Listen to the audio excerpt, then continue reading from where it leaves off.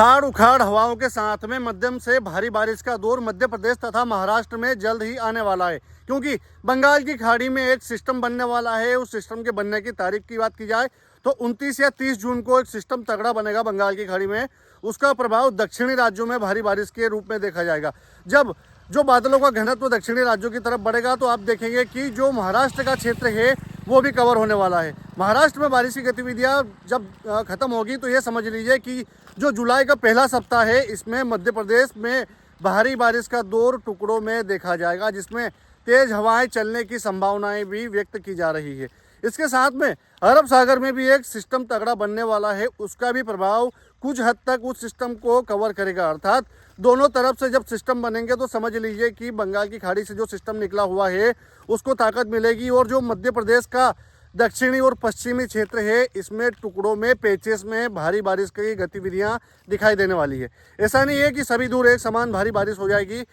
लगभग 25% जिले ऐसे रहेंगे दक्षिण और पश्चिम के, जिसमें यह समझ लीजिए कि टुकड़ों में भारी बारिश की गतिविधि दिखाई देगी। अधिकांश जिलों में 1 से 7 जुलाई के बीच में मध्यम बारिश और कुछ स्थानों पर हल्की बूंदाबांदी की गतिविधियां दिखाई देगी। मानसून एक समान आया नहीं था तो अभी ये समझ लीजिए कि जो बारिश की गतिविधियां, भारी बारिश का दौर आने वाला है, ये भी टुकड़ों में ही दिखाई देगा। अब सिस्टम की बात कर ले किसान भाइयों, तो जो पश्चिमी सिरा मध्य प्रदेश के इंदौर या उज्जैन के आसपास आकर रुका हुआ है वो उसमें अभी 1-2 दिन ब्रेक रहेगा, परंतु जो पूर्वी सिरा है जो शहडोल, अनूपपुर, मंडला, टिटोरी, डिंडोरी या फिर बालाघाट की तरफ से एंट्री हुआ है उसकी, तो उसमें सीधी सी ये जो कनेक्टिविटी मिलेगी।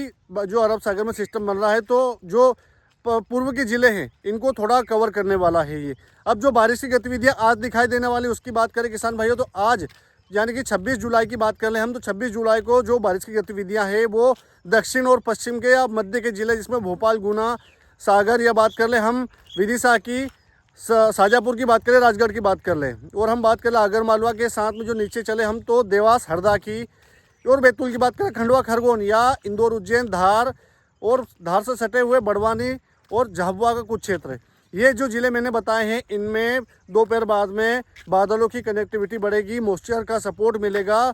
तो सीधी सी बात ये है कि जब बादलों का घनत्व बढ़ेगा तो बारिश की गतिविधियाँ हल्की या मध्यम दिखाई देने वाली है। हो सकता है किसी ज़िले के कुछ गाँवों में, एकाध गाँव में थोड़ी भारी बारिश हो जाए, तो इससे इनकार नहीं किया जा सकता।